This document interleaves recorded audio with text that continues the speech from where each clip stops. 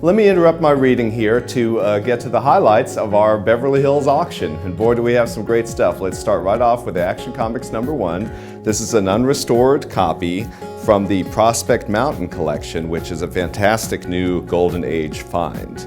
Too much from that collection to mention here, but here's one more highlight. These are bound volumes with Detective Comics number 25 through 48. Yes, number 27's in there, as are the other keys from that range. And boy, do they look nice. We suspect this might be a one-time publisher's copy. Another one of the 5 most valuable comics in the hobby is All-American Comics number 16. This one's also unrestored. And of course, the issue is the first appearance of Green Lantern. Yet another key Golden Age first appearance. It's Archie's first outing, even though he's not on the cover. It's Pep Comics number 22, and this is the best copy we've ever offered of that. And no, I'm not done with the big Golden Age keys. Here's one more. Captain America Comics #1, CGC 6.5. And of course, we do have plenty more Golden Age keys than that, but we got to keep it moving here. So let's get to the Silver Age in our cover lot. Journey into Mystery number 83. Best copy we've ever offered of this. It's CGC 9.4 with white pages, and this is from the Loveland collection. Tales of Suspense 39 is the first Iron Man, CGC graded 9.2. And here's the first appearance of Daredevil, CGC graded 9.6.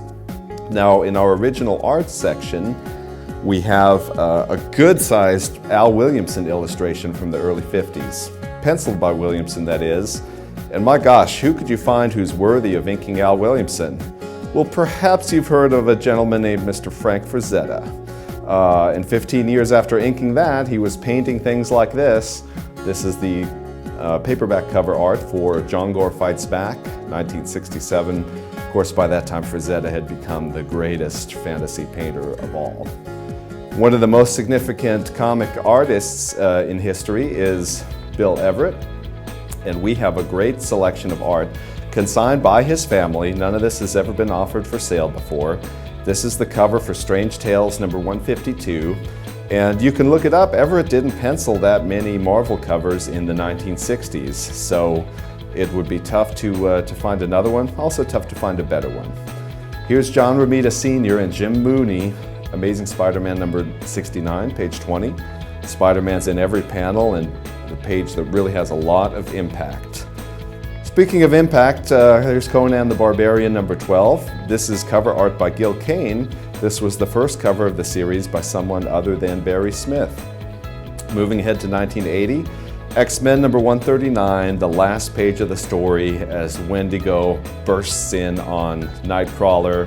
If you read the comic, you'll certainly remember this, and of course it's art by the incredible team of John Byrne and Terry Austin.